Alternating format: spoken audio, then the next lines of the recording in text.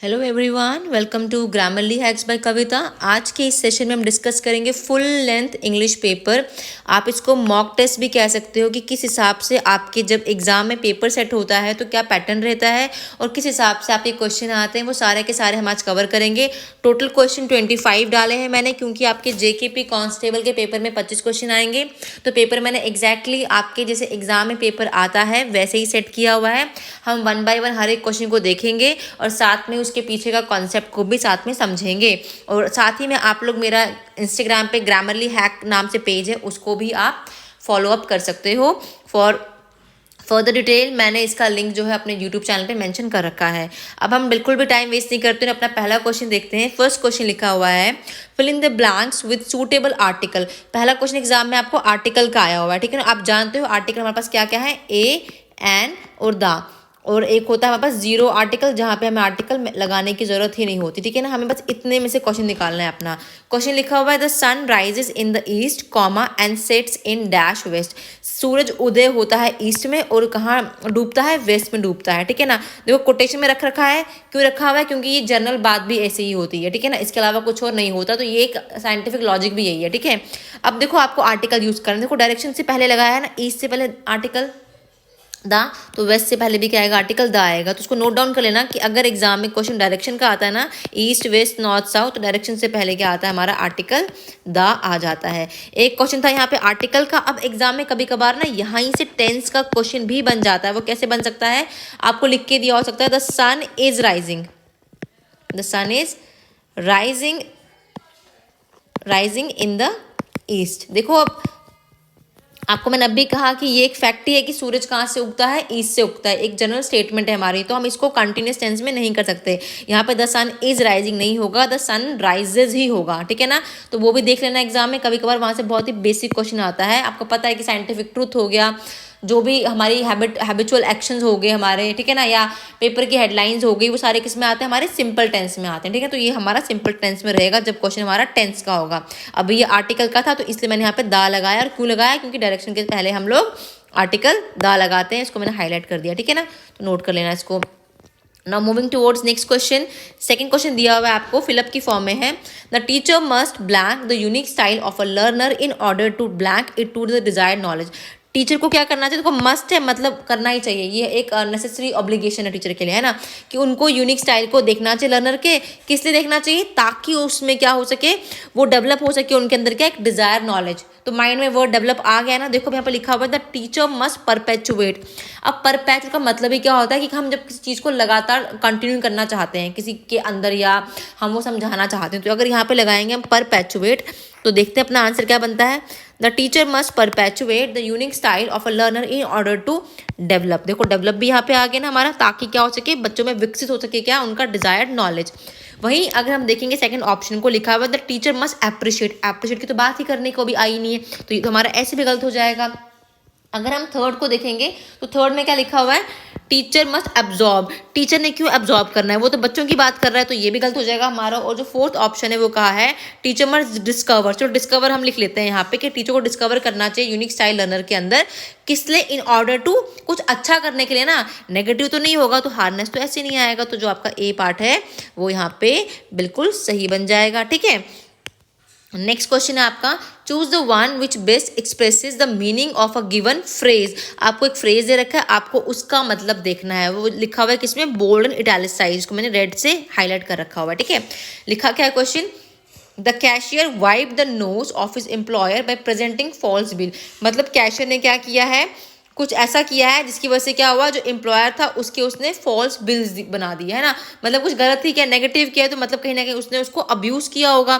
अब देखो यहाँ पर आपको फ्रेज दे रखा है, क्या यहाँ पे आपको फ्रेज दे रखा है वाइप द नोज, का मतलब क्या होगा, अब्यूज, ठीक है ना। तो आपका जो ए पार्ट होगा यहाँ पर वो बिल्कुल सही हो जाएगा। द कैशियर अब्यूज, कैशियर ने क्या किया, अपने एम्प्लॉयर को अब्यूज किया है, उसके ऊपर गैर कानूनी बोलो आरोप लगा के फॉल्स बिल्स के, ठीक है ना। तो यहाँ पे चीटेड नहीं होगा, थप्पड़ मारने की तो बात नहीं की, और डूम्ड की बात भी यहाँ पे नहीं हुई है, ठीक है। नेक्स्ट क्वेश्चन है आपका, one who sacrifice his life for a cause. कोई एक ऐसा इंसान जो अपनी लाइफ को सेक्रीफाइस करता है किसी एक कॉज के लिए, उसको हम क्या कहते हैं, पैट्रियट नहीं, वो तो देशभक्त होता है। रेवोल्यूशनरी ये भी नहीं आएगा।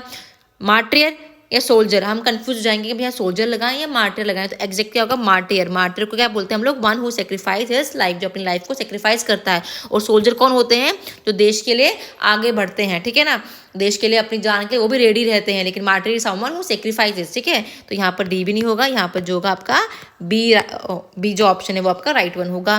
नेक्स्ट क्वेश्चन है आपका, fill in the blanks using meaningful word. आपको मीनिंगफुल वर्ड को फिलअप करना है इस ब्लैंक के अंदर, ठीक है ना। The whole country was blank which forest and swamp. पूरी की पूरी कंट्री क्या थी, भरी थी किससे, फॉरेस्ट एंड स्वैम्प से। तो फुल तो नहीं होगा, the whole country was full, तो ये तो ऐसे गलत हो गया। The whole country was filled, चलो फिल्ड मान लेते हैं, भरी थी फॉरेस्ट एंड स्वैम्प से। लेकिन अगला पार्ट देखो, the other part of it was very misty and cold, ये तो नहीं होगा हमारा। नेक्स्ट का है, the whole country was made with, ये तो ये भी नहीं होगा। तो बचता क्या है हमारा, the whole country was covered, किससे कवर थी, फॉरेस्ट से, स्वैम्प से, और साथ में ही द ग्रेटर, और जो उसका लार्जर पार्ट है, ग्रेटर पार्ट जो उसका है वो किस क्या था, मिस्टी एंड कोल्ड था। तो जो आपका बी पार्ट हो गया वो क्या हो गया हमारे लिए, राइट ऑप्शन हो गया। नेक्स्ट क्वेश्चन है again fill in the blanks, आपके सामने आया है, कहा है by selecting the correct pronouns. आपको यहाँ प्रोनाउन फिल करना है। क्वेश्चन क्या है, he told me his address, उसने मुझे अपना एड्रेस बताया, blank I wrote down in notebook, और उसको मैंने क्या किया, नोटबुक पे लिखा। He told me his address which, जिसको है ना, देखो सेंस किसका आ रहा है, जिसको है ना, जिसको कि मैंने अपनी नोटबुक पे लिखा हुआ है। तो यहाँ पे जो साउंड आ रहा है वो किसका आ रहा है, विच का, ठीक है ना। एम्फोसिस दिया जा रहा है कि उसको मैंने अपनी नोटबुक पे लिखा है, ठीक है। तो यहाँ पे जो राइट आंसर है, वेयर तो होता है कहाँ, दिस भी यहाँ नहीं आएगा, व्हेन होता है कब, तो ये भी यहाँ पे नहीं आएगा। तो राइट वन क्या बच्चा आपका, विच। तो आपको जो सी पार्ट है वो बिल्कुल सही है। नेक्स्ट क्वेश्चन है, what is the सिनोनियम of word pleasing. Pleasing word का आपको बोला है सिनोनियम, मतलब सेम वर्ड बताना। प्लीज करना किसी को हम कहते हैं प्लीज करना, है ना, किसी से एग्री कर रहे हैं हम, प्लीज कर रहे हैं उसको, तो अनसेवरी तो नहीं होगा ना, फिर इंटीमेट भी नहीं होगा, सोर तो कड़वा होता है, ये भी नहीं होगा। तो बचा कौन सा हमारा, बी पार्ट। जो हमारा बी पार्ट है वो हमारा करेक्ट ऑप्शन हो गया यहाँ पे, ठीक है। नेक्स्ट क्वेश्चन है 8, choose the option which gives the proper sequence of the part. देखो ये वाले क्वेश्चन ना बहुत एग्जाम में आजकल चल रहे हैं, ठीक है ना। इनको आप कहते हो पैरा जंबल्स, ठीक है, क्या पैरा जंबल्स बोल लो या रीअरेंजमेंट ऑफ सेंटेंस बोल लो। ये एग्जाम में आप पिछले पेपर्स देख लो, पटवारी का देख लो या कोई भी पेपर देख लो, अकाउंट असिस्टेंट का देख लो, आप लोग लेबोरेटरी अटेंडेंट का देख लो, यहाँ वहाँ पर ना ये क्वेश्चन आते हैं। तो अब मान के चलो कि क्या पता आपके पेपर में ये क्वेश्चन आ सकता है, ठीक है ना। और मैंने पेपर सेट ऐसा ही किया है कि जो जो पॉसिबिलिटी बनती है क्वेश्चन की, वैसे वैसे सारे मैंने क्वेश्चन आपके इस पेपर में डाल दिए हुए हैं।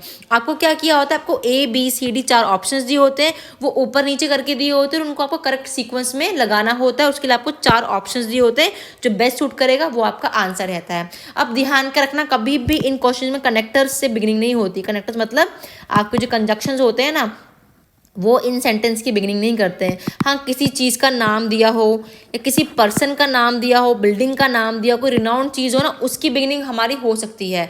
और हमारे जो कनेक्टर्स है ना, ये बीच में आएंगे, क्योंकि लिंक करते हैं तो ये बीच में आने चाहिए, ठीक है ना। फिलहाल शॉर्टकट समझना और इसको अप्लाई करना। अभी क्वेश्चन के ऊपर लिखा है the Gateway of India, मतलब किसी जगह का नाम है, तो इसको हम बिगिनिंग मान सकते हैं ना कि गेट वे ऑफ इंडिया है कोई, ठीक है। अब देख लो पहले कहीं कहाँ पर ऑप्शन में दे रखा है सीक्वेंस में, देखो एक बी में है, सी में है, डी में। चलो ए हमारा हट गया, ए तो हमारा ऐसी ऑप्शन नहीं है, हमने क्या करनी है, एलिमिनेशन फॉलो करना है, ठीक है। उसके बाद क्या कि जो गेट वे ऑफ इंडिया है इन द ईयर 1924, क्या इन द ईयर 1924 नहीं पता चला ना, हमें कुछ चाहिए इसको फिल करने के लिए इस इन द ईयर को। तो गेट वे ऑफ इंडिया, हाँ ये बात कह रहा है कि जो डिज़ाइन हुआ है वो design by a British architect. उसको डिज़ाइन किसने किया, ब्रिटिश आर्किटेक्ट ने। देख लो अब सी कहाँ पर है, ए के बाद सी कहाँ पर है, ए के बाद सी आपके बी में, तो बी भी कट गया, अब बच गया 2 में कॉम्पिटिशन। वो डिज़ाइन किया ब्रिटिश आर्किटेक्ट ने, उसके बाद एंड लग गया, देखो ये लग गया जी हमारा कनेक्टर एंड। अब एंड के बाद क्या आएगा, एंड इन द ईयर 1924 आएगा, नहीं ना आएगा। एंड वॉज ओपन, कि वो खुलता है कब, जनरल पब्लिक के लिए खुला था वो कब, इन द ईयर 1924। मतलब एंड के बाद क्या लिखना चाहिए हमें, डी लिखना चाहिए, फिर हमारे को बी लिखना चाहिए। देखो ACD भी कहाँ पर है, तो वो आपको दिख रहा है आपका सी ऑप्शन है। इसमें इट मीन्स आपका सी वाला सही हो जाएगा और जो डी वाला है वो भी गलत हो जाएगा। आई होप समझ आ गया होगा। मैंने कुछ नहीं किया, मैंने एलिमिनेशन को लगाया, जहाँ जहाँ मुझे दिखा कि मेरे पार्ट नहीं है और आंसर्स के पार्ट नहीं है, इनको मैंने डिलीट कर दिया, और उसके बाद जो बच गया मैंने उसको अपना आंसर बना लिया। और आपने भी क्या करना है, कनेक्टर्स को लिंक करने के लिए यूज़ करना है, बिगनिंग में कभी यूज़ नहीं करोगे, ठीक है ना। नेक्स्ट क्वेश्चन है आपका 9th, 4 of the following 5 are like in certain way. ये जो 5 है ना, इनमें से बोला है कि जो 4 है ना वो एक से ही हैं, किसी ना किसी तरीके से वो एक से ही दिख रहे हैं हमें, और वो एक ग्रुप बना लेते हैं। Which is the one that does not belong to that group. इन पांचों में से कौन सा ऐसा है जो अलग है इनमें से, ठीक है ना, आपको बताना है। अकम्प्लिश मतलब कोई काम आपने खत्म कर दिया, कोई टास्क आपने अचीव करे, तो वो अकम्प्लिश का मतलब हो गया। अचीव मतलब ये भी हासिल करना हो गया, मतलब ये दोनों आपस में सेम ही है। फुलफिल मतलब कोई चीज़ आपने फुलफिल कर ली, मतलब ये तीन भी सेम हो गए, ये सेम ही हो गए। अटेन मतलब अगेन आपने कोई चीज़ को अटेन कर लिया, पा लिया, हासिल कर लिया, तो ये भी सेम हो गया। तो अलग कौन सा रह गया आपका, ये कोलैप्स आपका डिफरेंट हो गया। तो यहाँ पे जो बी पार्ट है वो आपका ऑप्शन बन गया, तो यहाँ पर बी आंसर हो जाएगा। आई होप सिंपल लगा होगा, मुश्किल कुछ नहीं है। नेक्स्ट क्वेश्चन है 10th आपका, pick out the clause, the है, ठीक है ना, pick out the clause in the following sentence. अब देखो क्लॉज का है तो घबराना नहीं है। यहाँ पे बच्चे सोचते हैं सब्जेक्ट प्लस वर्ब हमारा क्लॉज है, अरे वो क्लॉज नहीं है, वो एक बेसिक क्राइटेरिया है किसी क्लॉज के होने का। आपको जब भी कहा जाए ना सेंटेंस में क्लॉज को ढूंढो, इसका मतलब क्या है, आपको कनेक्टर से अगला पार्ट देखना है। जहाँ से आपका कनेक्टर चालू हो गया वहाँ से आपका पूरा का पूरा क्लॉज बनना स्टार्ट हो गया। तो देख लो, I don't know whether he will come, तो ये वेदर क्या आपका कनेक्टर है, वेदर ही विल कम खुद में क्या पूरा का पूरा क्लॉज है, क्योंकि यहीं से हमारा आंसर बन के आता है। तो देख लो किस ऑप्शन में है, वेदर ही विल कम आपका बी पार्ट है, तो ये बी वाला क्या हो जाएगा, आपका आंसर हो जाएगा। ठीक है, आई होप क्लियर हो गया होगा। तो बी पार्ट को टिक कर लोगे आप एग्जाम में। 11th क्वेश्चन है आपका, fill in the blank using suitable article. Again question आपका आर्टिकल का दिया है, कहा है कि when no article is required select no article. अगर आर्टिकल नहीं लगेगा तो आपने वहाँ पे नो लगा देना है, ठीक है ना। अमंग द गिवन ऑप्शन, जो ऑप्शंस दिए हैं उनमें से लिखा है मिस्टर अग्निहोत्री, किसी का नाम है जो कि क्या है, प्रोड्यूसर है एंड यही फाइनेंसर है। मतलब कहा है कि जो मिस्टर अग्निहोत्री है वो खुद में ही प्रोड्यूसर है और वो खुद में ही क्या है, फाइनेंसर है किसी कंपनी का। उसका नाम क्या है, नाइकी कंपनी। अब कोई कंपनी का नाम है तो यहाँ इससे पहले द आ जाना चाहिए। तो देख लो लास्ट में द कहाँ कहाँ है, लास्ट में द सेकंड थर्ड सी वाले में नहीं है तो गलत हो गया, ये बी वाले में आ है ये भी गलत हो गया। कॉम्पिटिशन हमारा ए और डी में हो सकता है ना। द नाइकी कंपनी हो गया। अब वापस आओ सेंटेंस की स्टार्टिंग में, मिस्टर अग्निहोत्री वो खुद में ही प्रोड्यूसर है ना मिस्टर अग्निहोत्री, मतलब यहाँ पे द आएगा। हु इज दी प्रोड्यूसर, मतलब वो जनरल बात नहीं चल रही, उसकी पर्टिकुलर हम बता रहे हैं कि वो प्रोड्यूसर है ना। लेकिन एंड क्या है, एंड जोड़ रहा है इस प्रोड्यूसर को और इस फाइनेंसर को, है ना।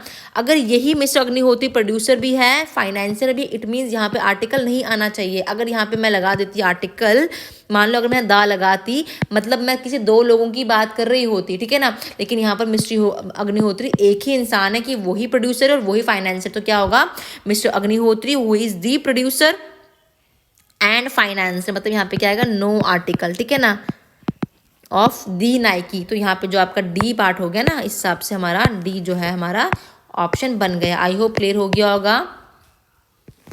Now 12th question, Rohit dash the letter before you come. Rohit ने लिखा है लेटर तुम्हारे आने से पहले, लिखा है यहाँ पे बिफोर। बिफोर क्या बताता है हमें, दो एक्शन की बात करता है, मैंने टेंस में बताया हुआ है आपको। और जब दो एक्शन होंगे तो हमें ध्यान क्या रखना होता है, एक होता है हमारा अर्लियर एक्शन, सॉरी एक होता है हमारा क्या, अर्लियर एक्शन, और एक होता है हमारा लेटर एक्शन। अर्लियर एक्शन किस में होता है हमारा हैड प्लस वर्ब का थर्ड फॉर्म, है ना, और लेटर पास्ट में होगा। तो देख लो बिफोर से पहले वाला पार्ट देखो, ये तो पास्ट में ही है ना, ये सही लगा हुआ है। तो यहाँ देखो रोहित, यहाँ पे क्या आएगा, ए पार्ट हैड रिटन, है ना, हैड प्लस वर्ब का थर्ड फॉर्म। तो हैड प्लस वर्ब का थर्ड फॉर्म क्या है, had written. Mister Rohit had written the letter before you came, क्योंकि पहला एक्शन किसमें है हमारा, हैड प्लस वर्ब का थर्ड फॉर्म लगेगा। आई होप क्लियर हो गया होगा। दो एक्शन वाला केस ये वाला क्वेश्चन था।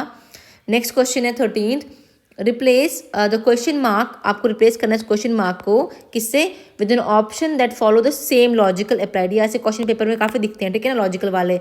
यल का मतलब क्या होता है, शाउट होता है ना, पता है, चिल्लाना। यल को भी चिल्लाना कहते हैं, शाउट को भी चिल्लाना ही कहते हैं। तो चाइल्डिश का क्या होगा, सेंसिबल नहीं ना।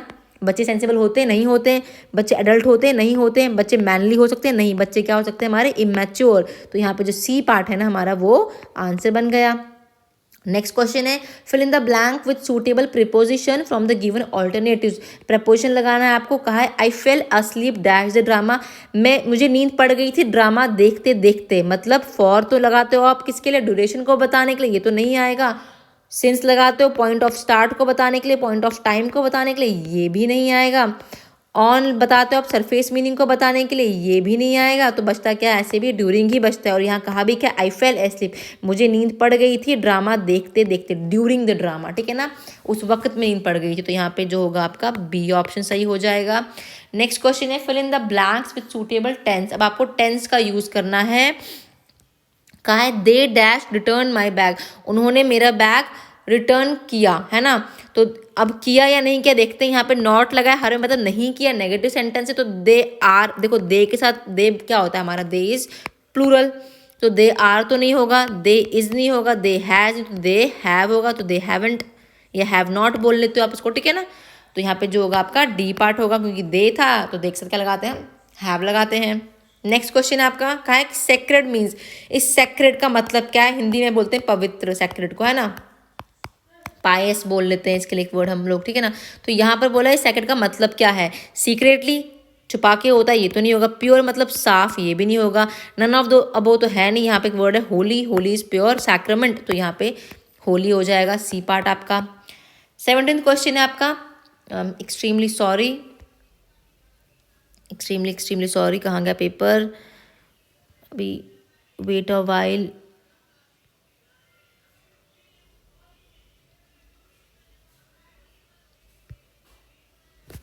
एक सेकेंड दीजिए मुझे, आई एम एक्सट्रीमली सॉरी, बीच में ही रुक गया और अब मुझे दिखेगा नहीं कि मेरा पेपर कहाँ गया। This is your basically mock test, okay ऊपर ही था, sorry for the disturbance. Sacred means मैंने कह दिया, यहाँ पे होली आ जाएगा, सी पार्ट हो जाएगा। नेक्स्ट क्वेश्चन है which of the spelling of the word is correct, spelling कौन से वर्ड की करेक्ट है, ऐसे क्वेश्चन भी बहुत बेसिक एग्जाम में कभी कभार आते हैं, हम काफी हाई लेवल पढ़ लेते हैं, हम बेसिक नहीं पढ़ते हैं, ठीक है ना। आपको सिर्फ स्पेलिंग का बोला हुआ है क्वेश्चन, अब देखो कमेटी वर्ड की स्पेलिंग क्या है, जिसको पता होगा वो कर लेगा टिक, तो यहाँ पर ए पार्ट है, कमेटी में क्या आता है, COMM आएंगे, TTO आएगा, ठीक है ना। कमेटी में लिख रही हूँ बोल्ड में, याद रखना स्पेलिंग इसका, एग्जाम में ऐसे क्वेश्चंस बड़े आते हैं। अब आपका होमवर्क क्या है, आपने मुझे एटिकेट का स्पेलिंग कमेंट सेक्शन में बताना है कि क्या होता है, word is etiquette. Next question है I prefer tea dash coffee, मैं प्रेफर कर रही हूँ टी को कॉफ़ी पे, विद प्रेफरेंस हमेशा देखना, प्रेफरेबल वर्ड है ना, प्रेफरेंस के साथ हमेशा टू लगता है, ठीक है। देन नहीं आएगा, देन हम कब लगाते हैं, कंपैरिजन के साथ लगाते हैं, ओवर क्या हो गया ऊपर, ऑन सरफेस पे, तो यहाँ पे जो राइट ऑप्शन होगा वो टू होगा, ए पार्ट लगा के आओगे आप लोग।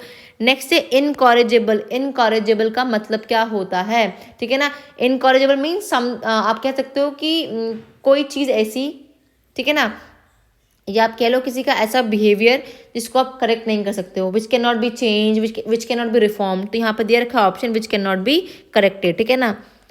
किसी भी इंसान के लिए यूज़ कर सकते हो आप इस चीज़ को, कि किसी का इंसान का बिहेवियर है जिसको आप बदल नहीं सकते हो, उसको आप रिफॉर्म नहीं कर सकते हो, तो आप बोलते हो इनकॉरेजेबल, ठीक है। ये ऐसा क्वेश्चन आपको एंटोनियम और सिनोनियम में भी दिख सकता है, तो मीनिंग याद रखना। नेक्स्ट क्वेश्चन है आपका the most appropriate collective noun, बड़ा ही बेसिक क्वेश्चन है, हाई कोर्ट के पेपर में बड़ा दिखा है लास्ट टाइम भी ये क्वेश्चन, इवन कि JKP में भी आ सकता है। कलेक्टिव नाउन इन कलेक्शन में हम जब बात करते हैं किसी चीज़ की ग्रुप में बात करते हैं, लाइक मैं कहती हूँ अ टीम ऑफ प्लेयर्स, है ना, प्लेयर्स खुद में धोनी भी हो सकता है, विराट भी है, कोहली भी है, लेकिन जब वो जुड़ते हैं तो क्या बनाते हैं, टीम बनाते हैं, तो ये टीम क्या है मेरा, ये कलेक्टिव नाउन है ना। वहीं वो प्लेयर जो थे मेरे वो खुद में धोनी था, विराट था, है ना, तो वो खुद में कॉमन नाउन है, ठीक है, तो ध्यान रखना इस चीज़ का। तो पूछा क्वेश्चन किसका, आपको कलेक्टिव नाउन का, जो कि कलेक्शन में होती हैं। तो कैटल के लिए क्या हम वर्ड यूज़ करते हैं, कैटल के लिए हम वर्ड यूज़ करते हैं हर्ड, HERD। वहीं यहाँ लिखा हुआ है पैक, पैक होता है वुल्व्स के लिए बोल लो आप, या डॉग्स के लिए बोल लो, अ पैक ऑफ डॉग्स बोलते हैं, अ पैक ऑफ वुल्व्स बोलते हैं। वैसे स्वैम हम बीज के लिए यूज़ करते हैं, फ्लॉक तो पता ही है आपको बर्ड्स के लिए यूज़ करते हैं, ठीक है ना। वैसे शीप अगर लिखा आ जाए ना एग्जाम में तो फ्लीट यूज़ करते हैं, ठीक है। एंट की कॉलोनी होती है, तो मैं तो कहूँगी ये पक्का देख के जाना सारे के सारे वर्ड्स, कि आउल के लिए क्या होता है यूज़, ये भी देख लेना एक बार, ठीक है, क्योंकि यहाँ से क्वेश्चन बन जाता है, अगर अगर कलेक्टिव नाउन का क्वेश्चन बनेगा तो यही क्वेश्चन बनेगा, इसके बाहर नहीं बनता, ठीक है।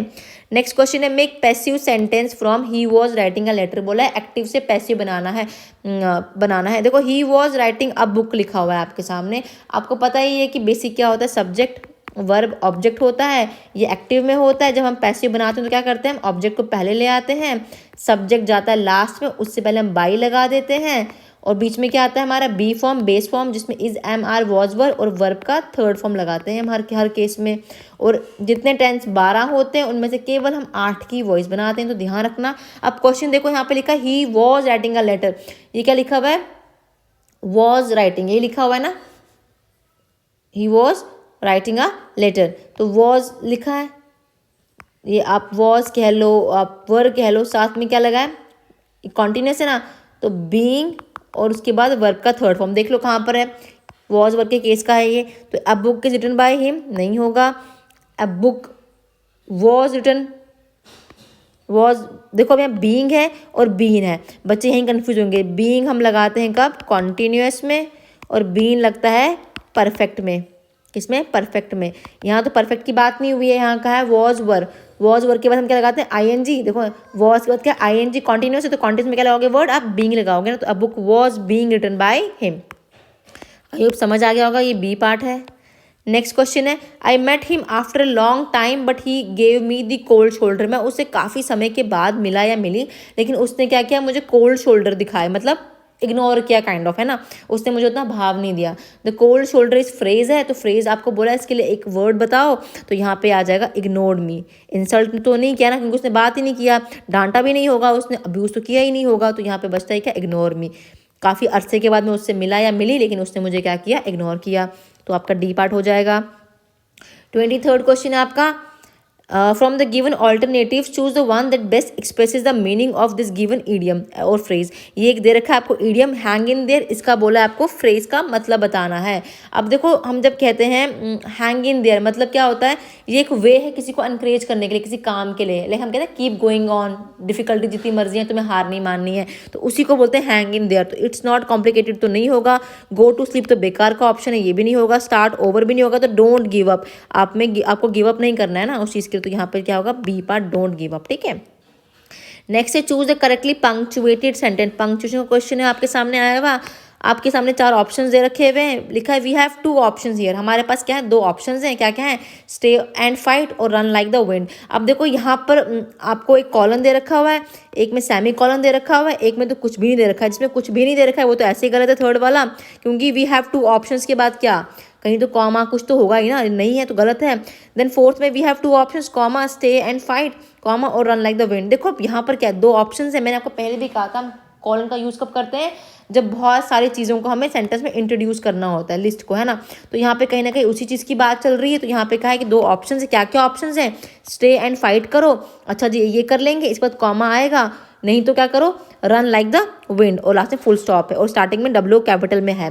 तो ये वाला जो ऑप्शन है आपका ए वाला, ये बिल्कुल सही है यहाँ पे, ठीक है ना, क्योंकि हम कॉलन को यूज ही कब करते हैं, चीज़ों को इंट्रोड्यूस करवाने के लिए, और स्टे एंड फाइट के बाद वापस से कॉमा लगा हुआ है ना, उसको पॉज दिया हुआ है, फिर लिखा है और then run like the wind then full stop. ठीक है, 25th क्वेश्चन है, चेंज डायरेक्ट को इनडायरेक्ट में बनाना है आपको, और जो आपको क्वेश्चन दे रखा है वो क्या लिखा हुआ है आपके सामने, Sarita said to me comma double quote I will do it now or never. मैं या तो ये अभी करूँगी या तो नहीं करूँगी। देखो यहाँ पर क्या है, सेड टू है, आपको पता है सेड टू किस में कन्वर्ट होगा, टोल्ड में होगा। देखो वो हर पार्ट में, यहाँ से हमारा आंसर नहीं बनेगा, है ना, लेकिन पता है कॉमा के बाद दैट हर जगह लगता है, पता है हमें। अब देखो ये आई कैसा पर्सन है, फर्स्ट पर्सन है, हमने रूल क्या पढ़ा हुआ है, first person as per the subject. Subject कौन है यहाँ पे, लड़की सरिता है, उसके लिए हम वर्ड करेंगे यूज शी। तो देख लो शी कहाँ पर है, पहले वाले में नहीं है, तो पहले वाला हमारा ऑप्शन नहीं होगा। सेकंड में भी शी है, लेकिन विल चेंज होगा ना, विल का वुड बनेगा। अब देखो फोर्थ में शी तो है, लेकिन फोर्थ में विल रखा है, तो ये भी नहीं होगा। तो वुड दोनों में दे रखा है, सेकंड में वुड है और थर्ड में भी वुड है, लेकिन वुड के आगे देखो डू इट दोनों में लगा हुआ है, लेकिन नाव तो बदलेगा ना, नाव का क्या बनता है, नाव का देन बनना चाहिए। देखो देन कहाँ पर है, देन आपका थर्ड में है, सेकंड में तो नाव का नाव रखा हुआ है, तो सेकंड भी हमारा नहीं होगा। तो जो राइट ऑप्शन है हमारा वो हमारा सी पार्ट होगा। Sarita told me that she would do it then or never. I hope समझ आया होगा। मैंने कुछ नहीं किया, मैंने सिर्फ एलिमिनेशन किया, क्योंकि मुझे नरेशन के हर एक कॉन्सेप्ट क्लियर थे, इसलिए मेरे लिए क्वेश्चन आसान हो गया। ठीक है, आई होप आपको मैंने जितना भी आज करवाया, ये लेक्चर पूरा का पूरा आपको समझ आया होगा। ये ट्रस्ट मी, ये आपका पेपर जो प्रीवियस पेपर्स आए हुए थे ना, मैंने उनमें से ही क्वेश्चंस निकाल के आपके लिए एक सेट बनाया है, ताकि आपको हम गुमराह ना करें, आप प्रॉपर पेपर के हिसाब से क्वेश्चंस को अटैम्प्ट करके पेपर में आओ। आई होप आपको कंटेंट अच्छा लगा होगा। अगर अच्छा लगे तो do like, do share and do subscribe my channel. Thanks and have a nice day.